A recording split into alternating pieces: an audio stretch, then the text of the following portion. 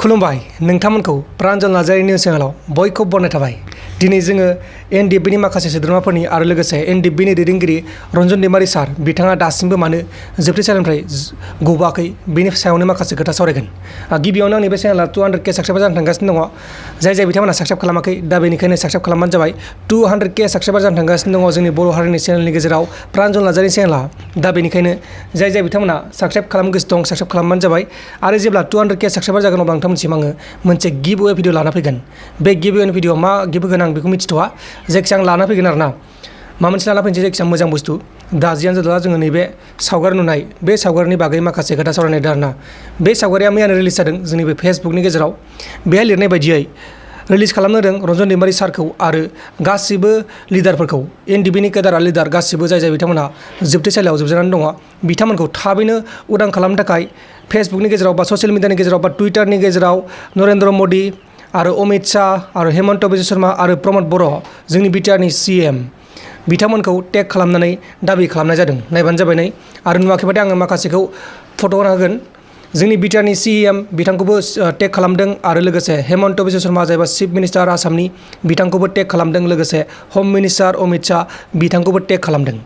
दा टेगाथ' खालामगासिनो दं गोदोनिफ्रायनो। जोबथेसालियाव जोबजानाया 10 बोसोरसो जाबाय खोमा ना। दा जियानो जादोला एफा गोबाव जोबजाबाय बिटिआरआ सुथि जाखांबाय नाथाय दासिमबो टेग खालामबाय थानो गोनां जादों जोंनि बर'फोरनि गेजेराव नङा होमबा लोगोफोर।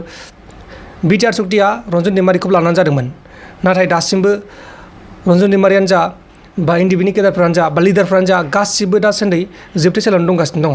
दा बेनि थाखायनो बर' लाइमोनफोरा बिसोरनि थाखाय दाबि खालामनो गोनां जादों। नाथाय जोङो दाबि खालामनो गोनां गैयामोन मानोना बिटिआर सुक्तिया एनडिएफबिफोरखौ लानानैसो जादोंमोन नङा होमबा लोगोफोर।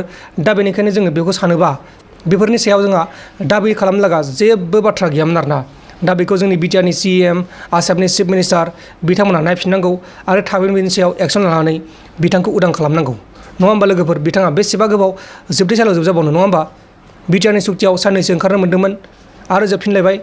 बेबायदि गावसिनि मुलाम्फानि थाखाय बहनबालाय मा जानो नङा होमबा लोगोफोर। गावसिनि मुलाम्फानि थाखाय बहनबाय सिगनेसारा जाखांबाय ओमफ्राय आरो जोबथेसालियाव दोनफिनलायबाय।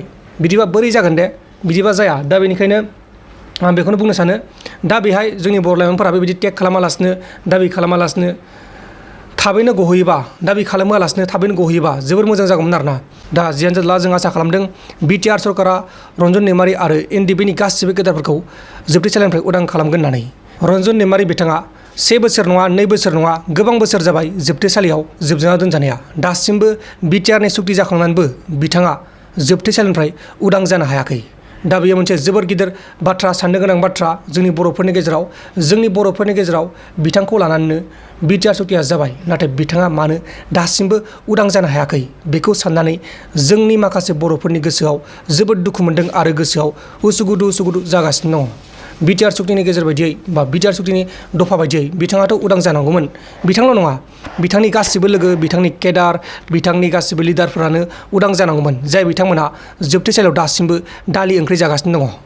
बिथांमोना गावसोरनि थैखौ गोलोमदै खालामनानै जोबथेसालियाव दंगासिनो दं दासिमबो मिथिबायना लोगोफोर। बिथांमोना बर' हारिनि थाखाय दावहा नांदोंमोन बड'लेण्डनि थाखाय नाथाय बड'लेण्डआथ' गैखाला। बड'लेण्डनि सोलाय बिटिआर लाबाय बिटिआर सुक्ति खालामबाय एनडिएफबिफोरखौ गासिखौबो उदां खालामगोन होननानै बिटिआर सुक्तिखौ खालामबाय नाथाय दासिमबो उदां गैया।